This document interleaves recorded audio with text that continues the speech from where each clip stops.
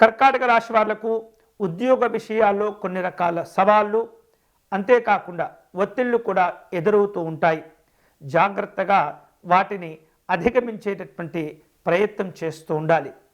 ఈ కర్కాటక రాశి వాళ్లకు ఆర్థికంగా కొంత ఆందోళనగా ఉండేటటువంటి పరిస్థితులు కనిపిస్తున్నాయి. కాబట్టి కష్టపడి సంపాదించేటటువంటి ధనాన్ని వృధాగా ఖర్చు చేయకుండా జాగ్రత్తగా పొదుపు చేసుకునేటటువంటి ప్రయత్నం చేయాలి. అంతేకాకుండా కుటుంబ పరంగా చూస్తే కనుక కర్కాటక రాశి వాళ్లకు ఈ వారం కొంత అశాంతిగా ఉండేటటువంటి పరిస్థితి కనిపిస్తుంది. ప్రేమ సంబంధమైనటువంటి అంశాల్లో ఒత్తిళ్లు ఉంటాయి.